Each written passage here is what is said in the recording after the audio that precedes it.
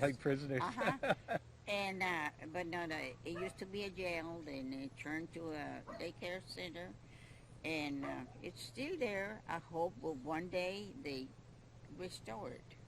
It's a nice building, and that there's a lot of area, a lot of things to restore. That's an in the area. historical place. That's neat.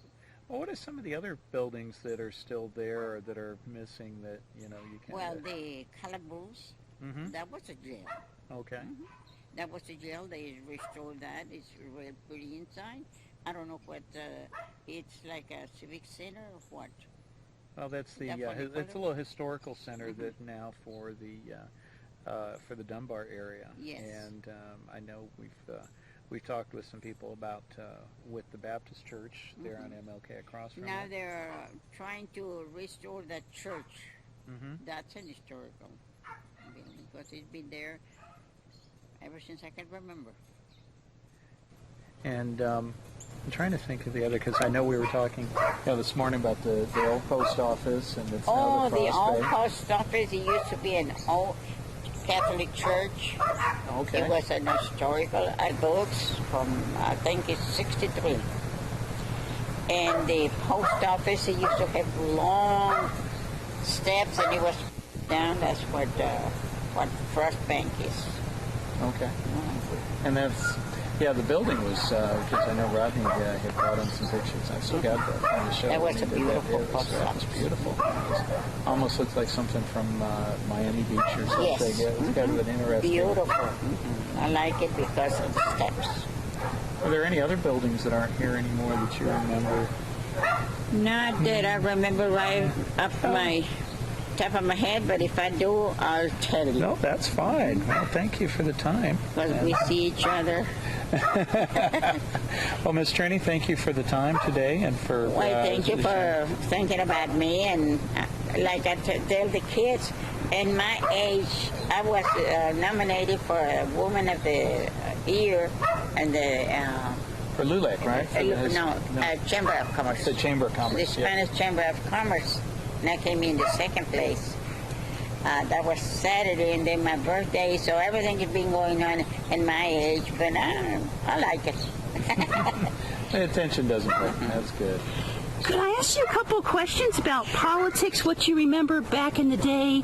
I'm not a politician. Okay, no. About the voting, Hispanics and the right to vote in the 50s, were there any memories about that, the struggles? No, okay. I can certainly appreciate that. It's very stressful. Politics is very stressful. I always tell, we had when was that, Memorial Day? When I asked him, do you want to come and eat with us? I have the youngest son, he's like him. He's a politician. And the other ones, Eddie don't care about politicians. I said, well, we're not going to talk politician because my other two boys are not politicians. But Roy is, he is. I think he's working back. He's working with somebody. He doesn't tell me because he knows. But he's out in Albuquerque in New Mexico. Yes, he's working in Santa Fe now, and they have their own business. But still, he goes. I don't know. He used to work for the government of New Mexico.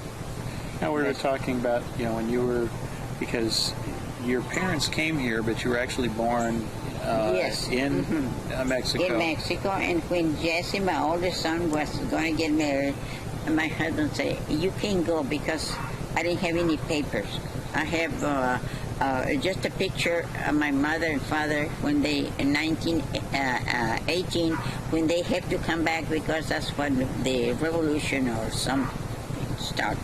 So they came. So when my oldest son got married, she's from Brownsville, and we had to go to the wedding. So that's when I became American citizen.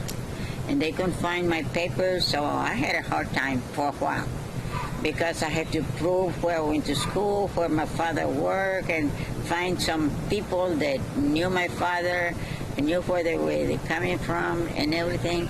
So they finally found my papers in El Paso. And then from then on, I didn't have any problems. But up till that point, the Mexican government said they didn't know Didn't know you, and the American government said they didn't. They told me at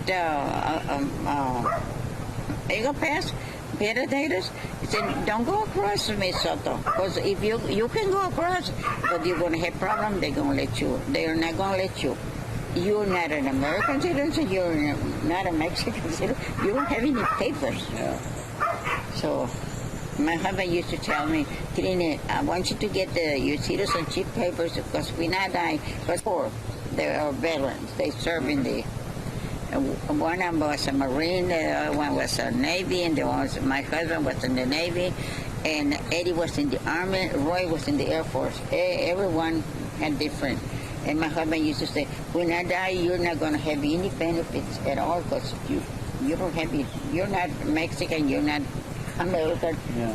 So that's when I became American citizen.